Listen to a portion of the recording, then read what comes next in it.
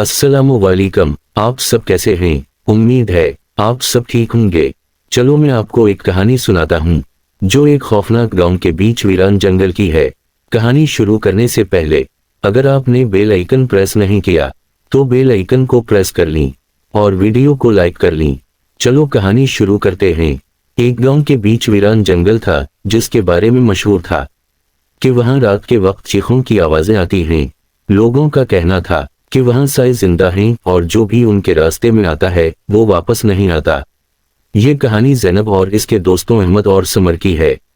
वो तीनों मुहिम जोई के शौकीन थे और पुरस्कार कहानियों पर यकीन नहीं रखते थे।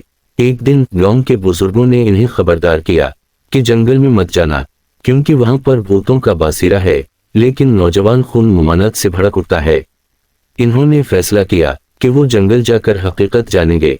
रात के वक्त तीनों ने गाड़ी में टार्चा और एक कैमरा लेकर जंगल का रुख किया। जैसे ही वो दरख्तों के दरमियान दाखिल हुए, हवा में एक अजीब सी ठंडक थी। पत्तों की सरसराहट और जानवरों की मामूली आवाजों के अलावा हर चीज गैर मामूली खामोश थी। चंद कदम चलने के बाद अहमद ने कहा, यहाँ तो कुछ खास नहीं है। लोग बल्ला वजह डर जाते हैं। लेकिन अचानक उनके सामने एक साए की झलक नजर आई। वो साया इंसान जैसा था मगर इसकी हरकत गैर मामूली थी। ये क्या था? ज़ैनब ने खौफजदा होकर कहा, कोई जानवर होगा, चलो आगे चलते हैं। अहमद ने जवाब दिया मगर उसकी आवाज में एतमाद की कमी थी। जैसे ही वो आगे बढ़े साए मजीद करीब आते गए।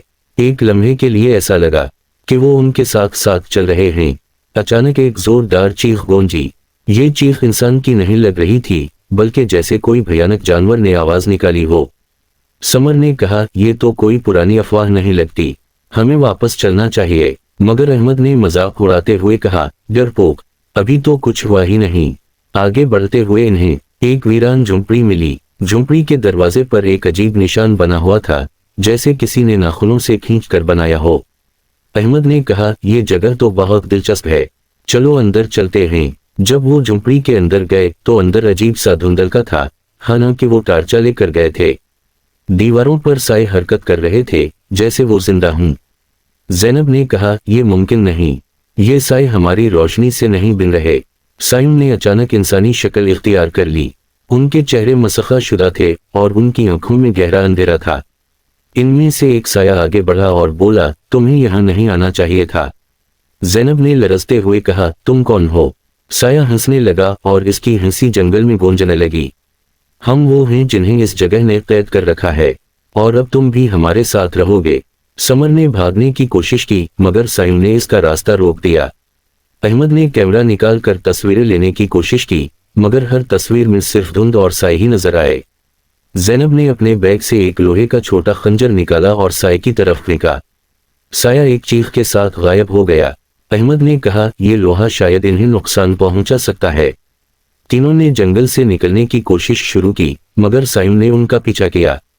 जंगल के किनारे पर पहुंचते ही समर की चीख गूंजी। एक साया उसे अपनी गिरफ्त में लेकर तारीकी में खींच रहा था।